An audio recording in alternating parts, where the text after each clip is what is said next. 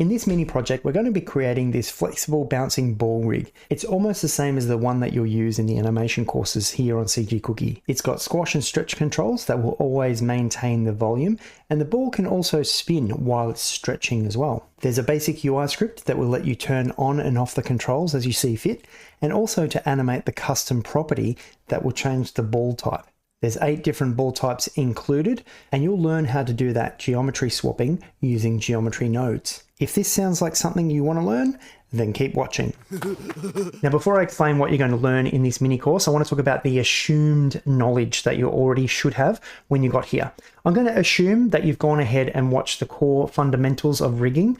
Please go and watch that before you watch this one, because we're building upon your understanding in that one. Of course, it's not 100% necessary. You will be able to follow along, but it will make a lot more sense if you've already watched that course. Now, I'm using Blender 4.2 for this mini course. If you're watching this in the future and something has changed, you can always ask a question, but it is better if you follow along with Blender 4.2, and that way it's going to be exactly the same as me. However, I do change some of the default settings away from the default, obviously. That won't have a huge difference on this mini course because I pretty much tell you all of the buttons that I'm pushing, and my screencast keys should show everything that I've missed.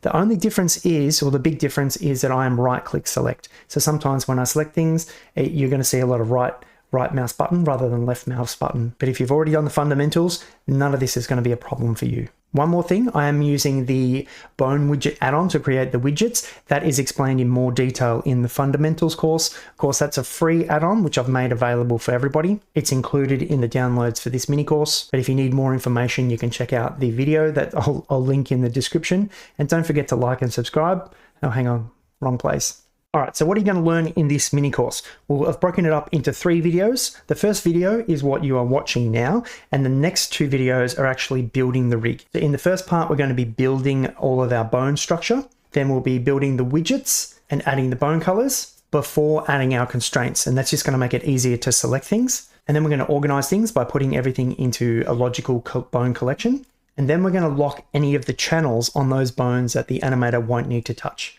Then in part 2, you'll be learning how to do the geometry swapping. I'm using geometry nodes to do that.